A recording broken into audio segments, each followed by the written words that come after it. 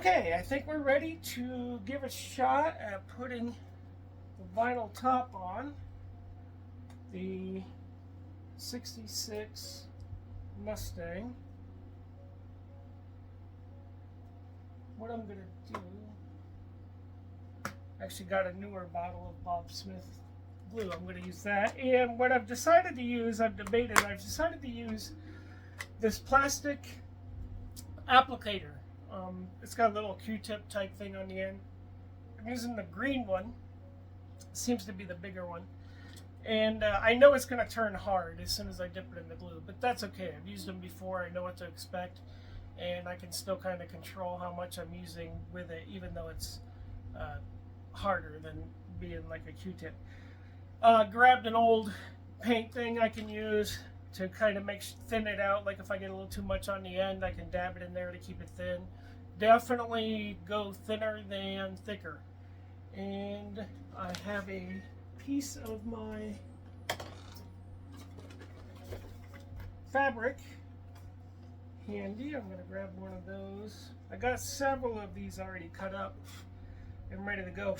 Make sure they don't have any dust or anything on them. I think they're about 4 inches by 3 inches is about the best size, I think. I'm going to go ahead and blow this off with my handy dandy.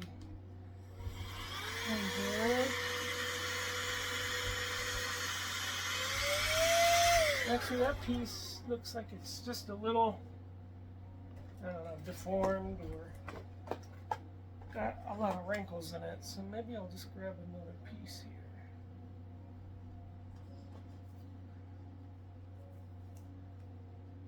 Alright, that piece looks a little nicer. I'll use that one. I'll blow it off real quick.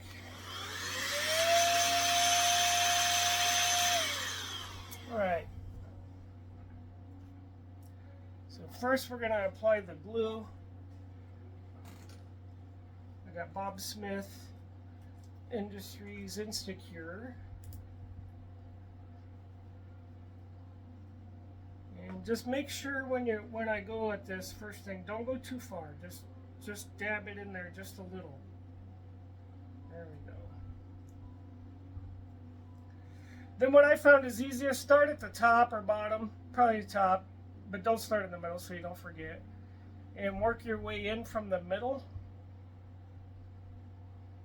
Make sure you get the edges good. Little dab at a time, not too thick at all. Not too thick. If you go from the middle and then out, you get like a drop in the middle, you can just kind of spread it out both ways. You just kind of lightly, just enough to get it to where when you got the pressure from the elasticity kind of stretched across there, that it'll hold it all perfectly in place, but no more. Like you really, it'll bleed through easy. So just make sure you don't go too much, especially on the sides here. Now, so I'll just do one dot there, and then I go ahead and go to the other side and just kind of spread it.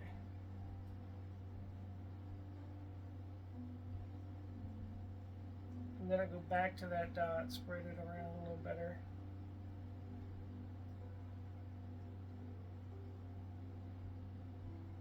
Really, I'm just kind of making sure it's all just kind of damp, really, with it.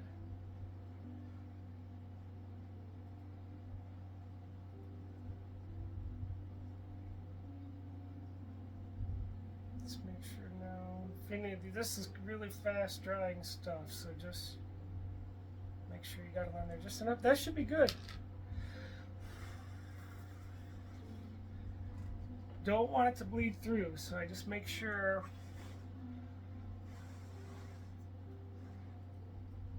Make sure it isn't too much there. Now you do want it. I do want it kind of taut because I like those braces to show through nice. So you need a little bit of tension across. There, I think that looks about perfect. Tension in all 4 directions.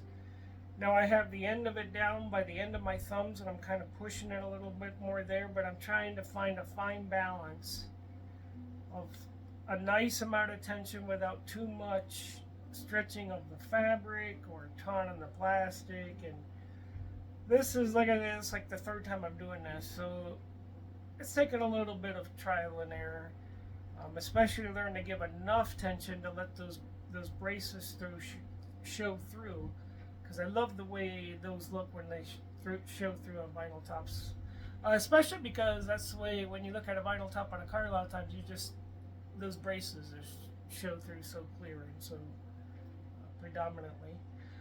So after I've left this here, now I don't have that glue on very thick, remember, so I'm really letting it kind of cure pretty well with this being here, because I've got tension on it, and when I release, I don't want it to release all that tension, because then my braces won't show through and I won't like it as well. So I'm really taking a little extra time. I probably should have just looked at that time there in the video and timed it out, and maybe just went for a straight minute or something like that, but probably around a minute would be good.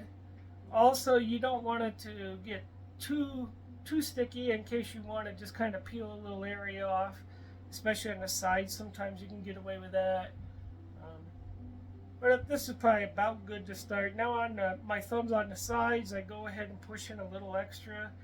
Although I'm releasing a little bit of tension, I'm just kind of wrapping it a little looser underneath, just a little, and there we go.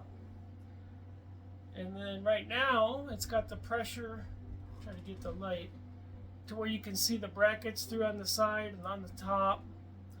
There you can see all 1, 2, 3, 4 of them, the front and 2 middle and then the back one. And you can even see how it's wrapped around on the sides a little. You can see how it wraps around there. Now I'm going to take my thumbs, and on the side now this is still kind of wet, and you don't want to push too hard. You're going to mess this up in a hurry if you push through this. So you just want to lightly just kind of form this a little better.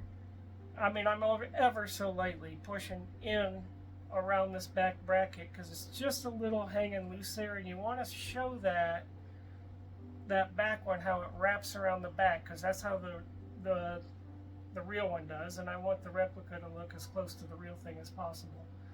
I mean, that's the idea of a replica, right? So let me just pull this just a little there. I like that.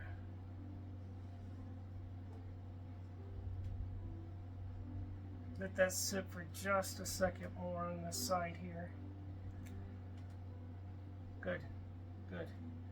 And then I'm going to do the same thing on this side. Hold it just a little taller. I see it's just a little.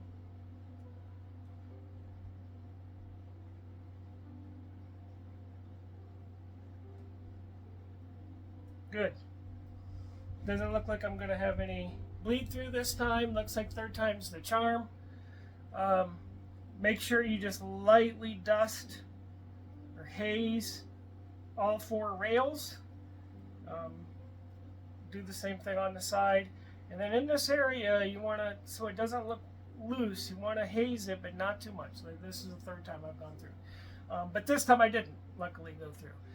So anyway, now the next step is going to be, I'm going to trim this off with a pair of scissors. In fact, I might go ahead and do this while the video is still running, at least partially.